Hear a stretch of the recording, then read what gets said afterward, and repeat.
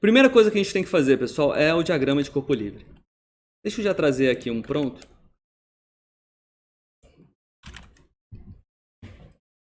Olha como é que é esse diagrama. Tem o disco, plano inclinado. O ângulo da rampa é θ. Aqui a base, pessoal, até para a gente ganhar prática com diferentes bases com o disco rolando, o I está na direção da rampa, descendo. O J está na direção perpendicular, alinhado aí, né, meio que para baixo, mas alinhado, né, 90 graus, perpendicular à rampa. Quais são as únicas forças envolvidas aqui? Força peso, tem a normal e a força de atrito que faz tudo girar. Temos uma coordenada x a partir do ponto que ele solta, né? Então tem aqui o disco, você solta, ele começa a descer e a coordenada que contabiliza isso é a x. O x está relacionado também com beta, né? Então que é aquele movimento de giro, né? A posição angular do disco. Beta cresce, x cresce. E a primeira parte, né? A gente tem que ganhar esse hábito de sempre começar aqui com o TMB.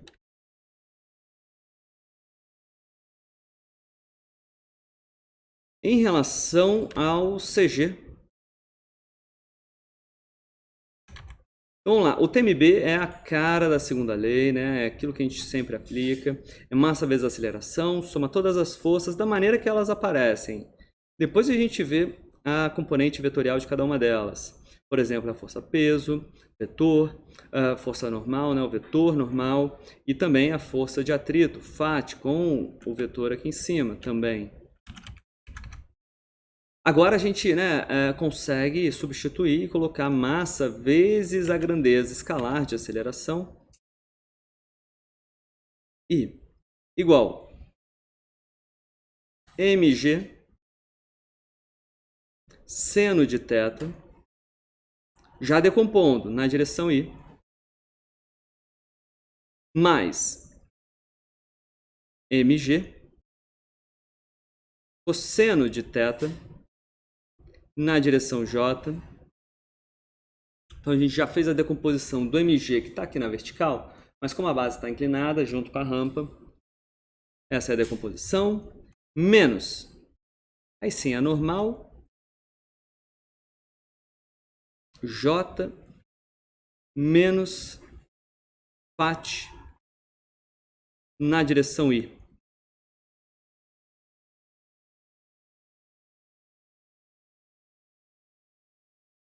Então é sempre esse passo, né? O TMB, colocado ele de maneira explícita, depois a gente substitui os valores, ou pelo menos as grandezas, cada uma na sua direção, para a gente poder analisar cada direção, né? Então a gente vai colocar aqui na direção I. E aqui na direção J.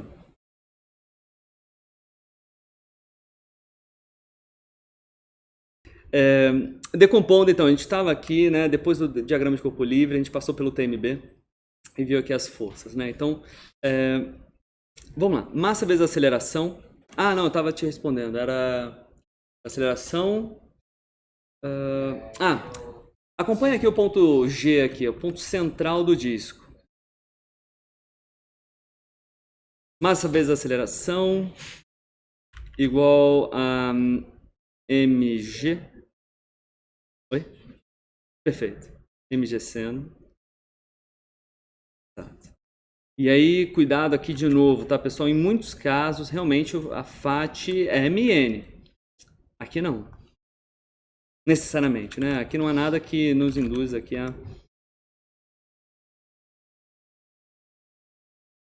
mg cosseno θ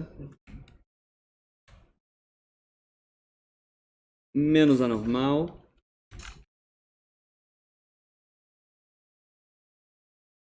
a aceleração, pessoal, ela já é aqui a segunda derivada da coordenada de posição x, indicando o movimento de descida.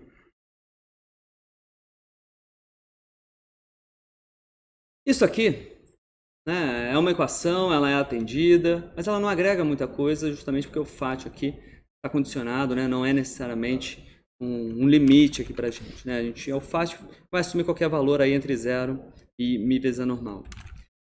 A gente precisa de outro equacionamento, então, já que Φ é algo que está no equacionamento e não é conhecido. Então, a gente vai falar aqui do TMA.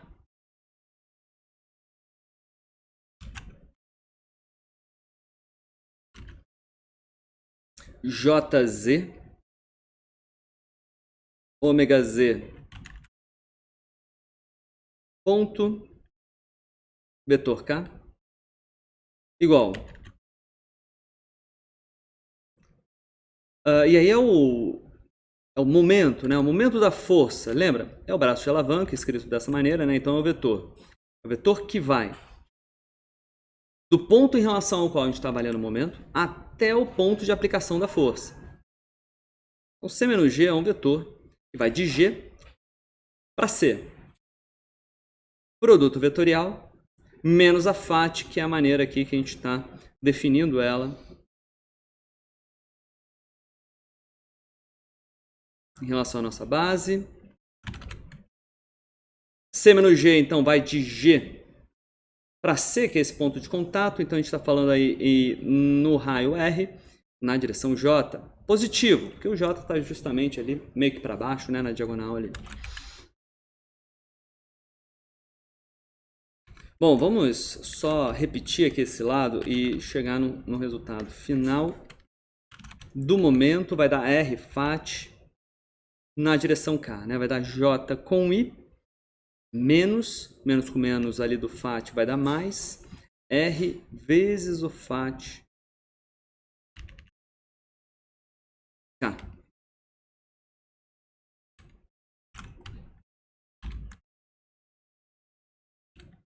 Vamos olhar aqui só para a componente na direção K, né? A única componente, inclusive, que a gente tem, né? A gente tem JZ, momento de inércia na direção Z.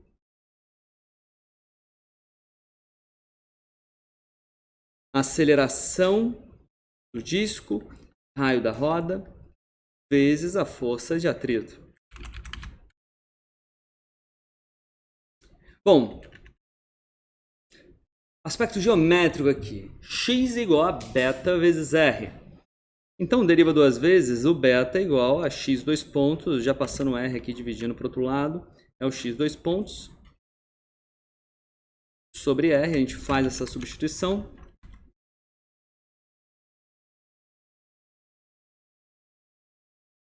Φ igual a J, Z, sobre R ao quadrado, x dois pontos. Então agora a gente consegue fazer a nossa equação 2 e juntar essas duas, né? Juntar essas duas equações, porque elas já estão em função dos parâmetros, em função das coordenadas e suas derivadas.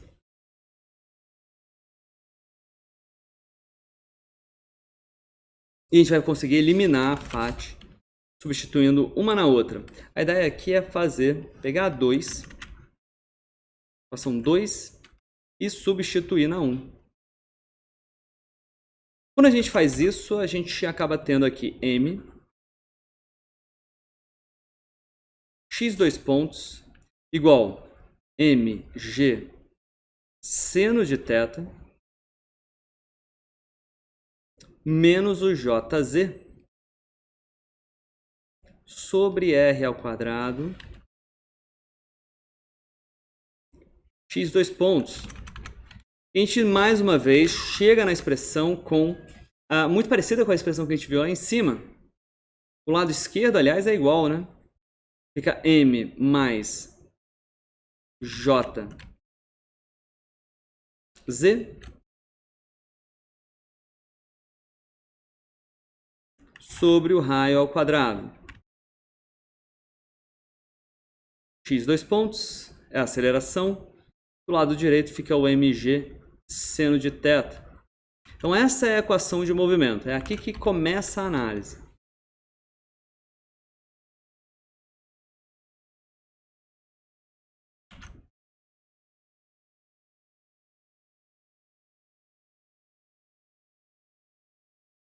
Olha lá. Aqui a gente tem a massa equivalente, a aceleração, a força. E aqui a gente tem o resultado já simplificado, substituindo o momento de inércia. E aí a gente faz uma análise rápida aqui, que é parâmetro, parâmetro e parâmetro. Então assim, a gente consegue medir tudo isso. Isso aqui também é parâmetro, né? A massa, a aceleração da gravidade e o θ, a inclinação da pista, a gente também consegue medir. Então tudo isso aqui são números identificáveis, que a gente consegue fazer um experimento e medir. E x dois pontos é a aceleração. Então a gente tem uma aceleração, a gente tem um movimento uniformemente variado aqui. Para uma rampa de inclinação constante. Então vamos lá. Já é o momento da gente analisar cada caso. Veja que a gente não impôs ainda qual é a forma geométrica do cilindro. Se ele for maciço, bom, a gente viu lá na tabela, e seria natural, né, nos exercícios, a gente em geral coloca, já fornece isso, né, o JZ, momento de inércia, que é meio para um disco homogêneo, né, é a massa mr ao quadrado. Então a gente vai pegar essa informação e jogar nessa aqui de cima. Então fica da seguinte maneira. Fica o m mais meio de mr ao quadrado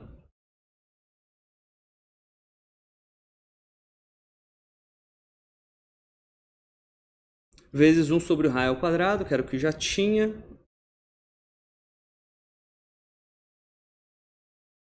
vezes a aceleração, igual mg seno de θ. Então repara aqui, não depende do raio do cilindro, depende do raio. Saiu, a aceleração de descida não depende do raio. Não depende também da massa, repara só. Você pode cortar tudo aqui. E repara que se você corta aqui, não esquece de colocar 1, né? Dividir por m, né? Acaba sobrando 1 ali. Isso significa que esse parênteses, 3 meios, é uma constante, 3 meios. Muito bom. Então, nessa rampa, a aceleração x dois pontos do maciço é constante ao longo de toda a descida e vale 3 meios de g seno de θ. Depende da aceleração da gravidade e da inclinação da rampa, como ele vai descer. E veja que a inclinação da rampa, quando a gente aposta a corrida, é igual para os dois. Então a gente ainda precisa ver qual é o caso, né? Como é que é essa aceleração para o oco. Legal? E aí, se for oco, a gente pega lá na tabela de novo, a gente viu lá no começo do exercício, vamos colocar aqui.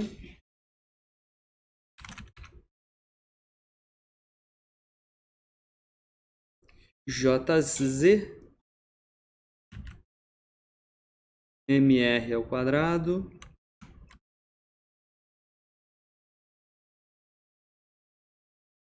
é a massa do cilindro mais o mr ao quadrado, que é o momento de inércia, já substituindo, vezes o 1 sobre r, que, né, 1 sobre r remanescente, 1 sobre r ao quadrado remanescente, fechou, x dois pontos igual a mg seno de θ.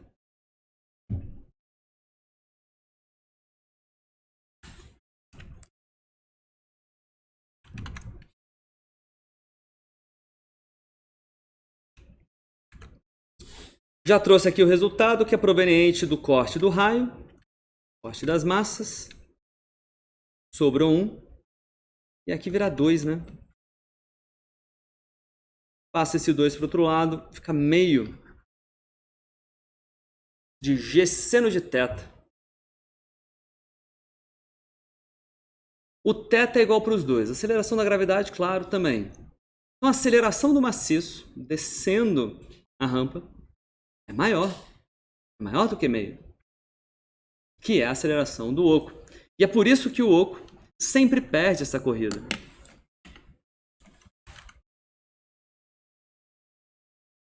X maciço é maior do que o x dois pontos do maciço é maior do que o x dois pontos do oco. Seja qual for a massa, e isso é o mais talvez surpreendente, é pouco intuitivo isso, né? Seja qual for a massa dos dois. Porque justamente a contribuição da massa aqui, essa talvez é uma das que a gente consegue melhor explicar, olha como é que a massa é que realmente faz gerar uma força para descer, né? É a força que faz o cilindro descer. Ao mesmo tempo, é a massa que gera inércia nesse cilindro. No fundo, isso acaba se cancelando. E gera inércia tanto na translação quanto na rotação.